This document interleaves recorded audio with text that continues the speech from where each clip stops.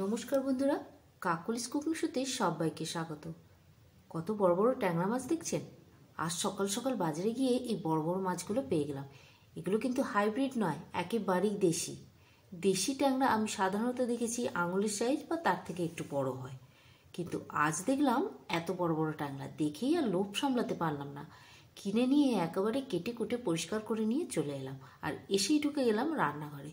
তবে কি রান্না করব চিন্তা করতে করতে হঠাৎ মনে হলো একটা সিম্পল রান্নাই করি, ট্যাংরা মাছের তেল ঝাল।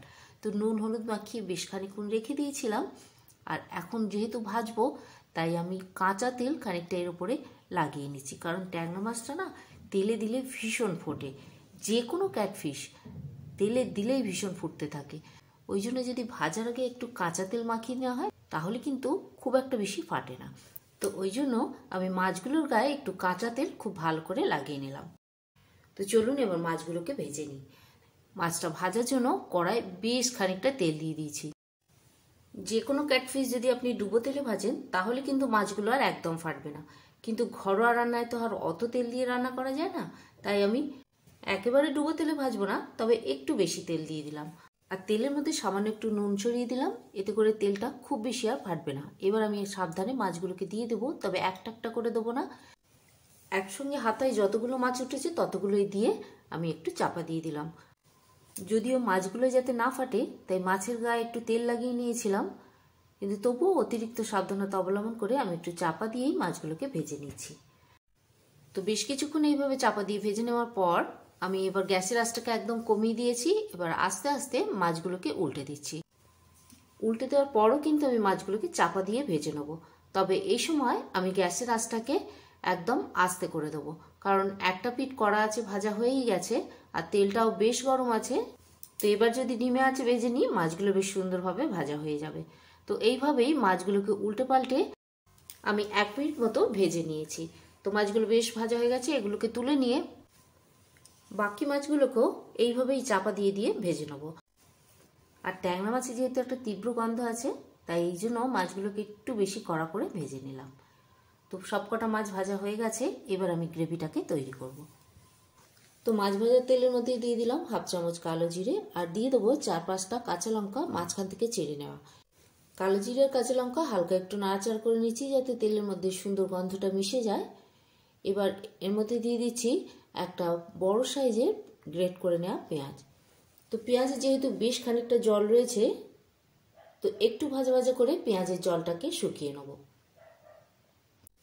তো বেশ খানিকক্ষণ নাড়াচাড়া করার পর পেঁয়াজের জলটা প্রায় শুকিয়ে এসছে। এখন এর মধ্যে কিছু মশলা দিয়ে দিচ্ছি। দিয়ে দিলাম 1 চামচ হলুদ আর 1 চামচ কাশ্মীরি লঙ্কা গুঁড়ো, আর দিয়ে দেবো 1 চামচ গ্রেট করে নেওয়া রসুন।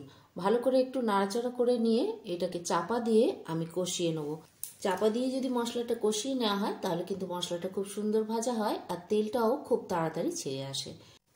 তো চাপা দিয়ে মশলাটাকে প্রায় 3-4 মিনিট কষিয়ে নিয়েছি, আর এর মধ্যে আমি আরও একবার চাপা খুলে নেড়ে দিয়েছিলাম। দেখুন তেলটাও ছেড়ে বেরিয়ে গেছে। এবার এর মধ্যে আরও কিছু মশলা অ্যাড করে দিচ্ছি। দিয়ে দিলাম 1 চামচ গ্রেট করে নেওয়া আদা, 1 চামচ ধনে গুঁড়ো, 1 চামচ জিরে গুঁড়ো, আর দিয়ে দিলাম বেশ খানিকটা ধনে পাতা স্টেম। সামান্য একটু জল দিয়ে ভালো করে নাড়াচাড়া করে আবারও একটু মশলাটাকে কষিয়ে নিচ্ছি। মশলাটা যত সুন্দর করে কষা হবে তরকারির টেস্টটাও কিন্তু তত সুন্দর হবে। এবার এর মধ্যে অ্যাড করে দেবো টমেটো কুচি। একটু নাড়াচাড়া করে নিয়ে এর মধ্যে নুন অ্যাড করে দিয়ে চাপা দিয়ে আরও বেশ কিছুক্ষণ আমি কষিয়ে নেব। তো আরও 3-4 মিনিট আমি এইভাবে চাপা দিয়ে কষিয়ে নিয়েছি, আর মাঝে মাঝে চাপাটা খুলে একটু নেড়ে দিয়েছি।